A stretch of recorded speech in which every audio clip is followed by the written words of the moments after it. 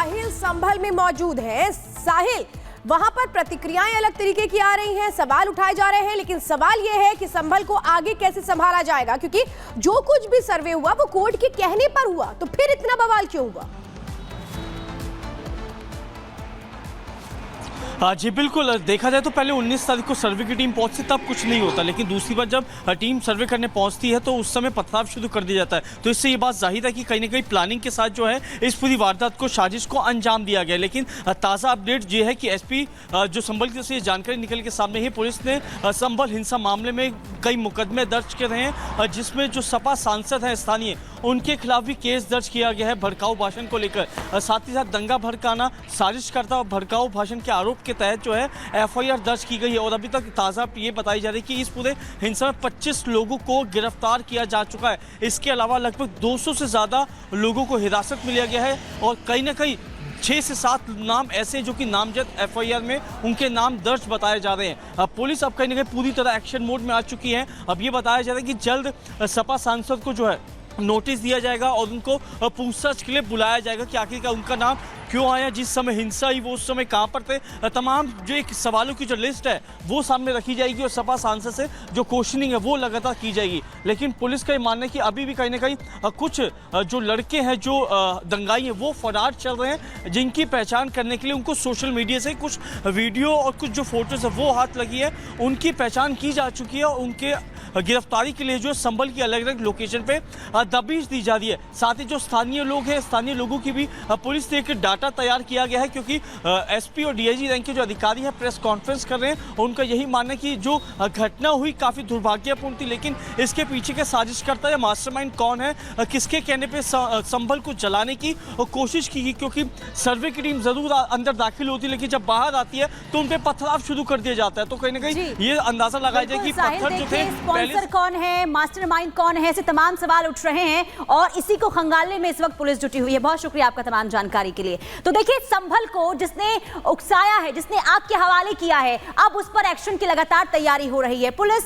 Force ने मोर्चा संभाला हुआ है, लेकिन दूसरी तरफ उत्तर प्रदेश के मुख्यमंत्री योगी आदित्यनाथ ने साफ तौर पर यह कह दिया है कि पत्थरबाजों को बख्शा नहीं जाएगा। ऐसे में संभल में पत्थरबाजों पर कानूनी कार्रवाई की क्या तैयारी हो रही है, जरा रिपोर्ट के जरिए आपको दिखाते हैं।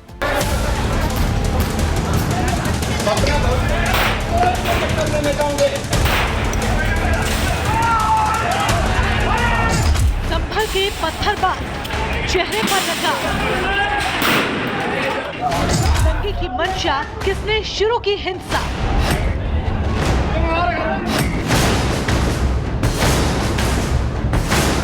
हिंसा और पत्थर, कौन स्पॉन्सर? रविवार का दिन संभल के लिए एक बुरे सपने की तरह आया। मस्जिद में सर्वे पर जारी हुआ तूफान, जो कानूनी सर्वे के साथ ही ठंडा पड़ सकता था। पत्थरबाजों ने उसे कानून के खिलाफ जंग में तब्दील कर दिया।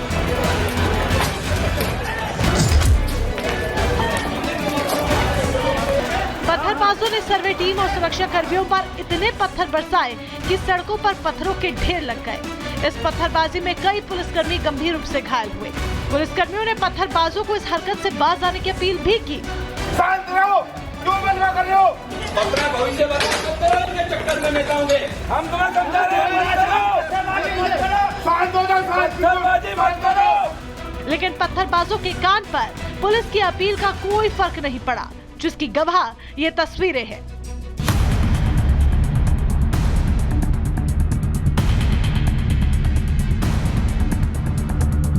फिर जो हुआ वो सबके सामने है। पत्थरबाजों के पत्थर से चोटिल पुलिसकर्मियों ने वही किया जो आमतौर पर पुलिसकर्मी बचाव में करते हैं। बेशक पत्थरबाजों पर गोली चलाना सही था या नहीं, इसका फैसला पुलिस महकमे के आला अधिकारी करेंगे, कोर्ट कचहरी करेगी, यूपी के सीएम योगी आदित्यनाथ करेंगे। लेकिन एक बात तो तय है कि पुलिस की जवाबी कार्रवाई पर जब फैसला आएगा तब आएगा, लेकिन पत्थरबाजों का हिसाब होना तो तय है, क्योंकि इन तमाम पत्थरबाजों की तस्वीरों का मुआयना शुरू हो चुका है। नकाब के पीछे छिपे चेहरों की निशानदेही का सिलसिला तेज हो चुका है। पुलिस की तरफ से कोई फायरिंग नहीं हुई है कुछ एक लोगों ने किया, भीड़ तो उन लोगों के प्रभाव में आ गई। ये कुछ लोग जो अपना वेस्टेड इंटरेस्ट है उसके तहत कर रहे हैं। कानूनी कार्रवाई बराबर तरीके से करेंगे। हमारे लोग रिकॉर्डिंग जो किए, जिन्होंने किया था उसकी भी रिकॉर्डिंग इकट्ठी कर रहे हैं। जरूरी हुआ तो सख्त से सख्त कार्रवाई करेंगे इसमें। सीएम योगी के पिछले 7.5 साल के कार्यकाल का इतिहास ये बताने के लिए ही काफी है कि योगी अपराधियों को सुधरने का एक मौका तो देते हैं, लेकिन पत्थरबाज उनकी बर्दाश्त से बाहर है। लखनऊ हो या संभल, पत्थरबाजों के लिए उनकी एक ही नीति है और वो इस बारे में कई मौकों पर स्पष्ट संदेश भी दे चुके हैं। ये पत्थरबाज अपने घर में सिकुड़ जाएंगे, सिमड़ जाएंगे, घर के बाहर नहीं निकल पाएंगे और निकलेंगे तो पत्थरबाजी किए तो उन्हें मालूम है यूपी का सूत्र लागू हो जाएगा, राम नाम सत्य है। यूपी सरकार के मंत्रियों के हवाले से जो खबर आ रही है उसके मुताबिक संभल हिंसा को लेकर सीएम योगी इस कदर नाराज हैं कि उन्होंने पुलिस अधिकारियों को स्पष्ट निर्देश दिया है कि जल्द से जल्द पत्थरबाजों की पहचान की जाए और उनके खिलाफ कानूनी कार्रवाई शुरू की जाए। इस मामले में अब तक उठाए गए कदम की बात करें तो संभल को पुलिस छावनी में तब्दील कर दिया गया है। पूरे इलाके में यूपी पुलिस और सेंट्रल फोर्स की तैनाती कर दी गई है। ड्रोन के जरिए पूरे इलाके की निगरानी की जा रही है। सीसीटीवी के जरिए पत्थरबाजों की पहचान की जा रही है। सोशल मीडिया के जरिए अफवाह न फैले, इसके लिए संभल में अगले आदेश तक इंटरनेट बंद कर दिया गया है। संभल में बाहरी लोगों के आने पर भी बैन लगा दिया गया है और सबसे अहम ये कि संभल का माहौल खराब करने वाले आरोपियों पर एनएसए लगाने की तैयारी शुरू कर दी गई है। साफ है, संभल के आरोपी बचने वाले नहीं। उन्होंने पत्थरबाजी के जरिए कानून हाथ में लेने की जो गलती की है, उत्तर प्रदेश में उन्हें इस जुर्म की सजा मिलनी तय है। Bureau report, Republic Bharat.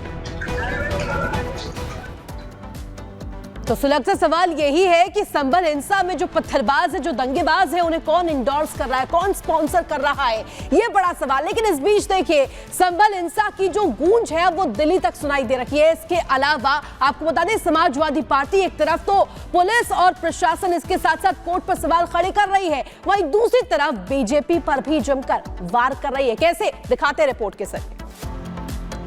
बहुत अफसोसनाक, दुर्भाग्यपूर्ण, एक षड्यंत्र के तहत चुनाव के तुरंत बाद वहां इस तरह की परिस्थितियां पैदा की गई कि लोग उत्तेजित हों और फिर उनका दमन किया गया, एक तरफा दमन। उनके ऊपर अत्याचार और तमाम फर्जी बेगुनाह लोगों को भी फंसाने और उनका दमन करने का कुचक्र चल रहा है। मेरी अपील है संभल के लोगों से कि किसी भी तरह से शांति बनाएं, उत्तेजना न फैले और कानून के रास्ते से ऊपर की अदालतों से अपने लिए न्याय प्राप्त करने का प्रयास करें। श्री हरिहर मंदिर वर्सेस जामा मस्जिद प्रकरण में सर्वे का काम माननीय न्यायालय के आदेश के अनुपालन के क्रम में वहां का प्रशासन करा रहा था। पहला सर्वे बहुत शांतिपूर्वक हो गया था। इसी बीच उत्तर प्रदेश में उपचुनाव के रिजल्ट आए। हताश और निराश समाजवादी पार्टी के नेताओं ने संभल प्रकरण पर भी विवादित बयान दिए।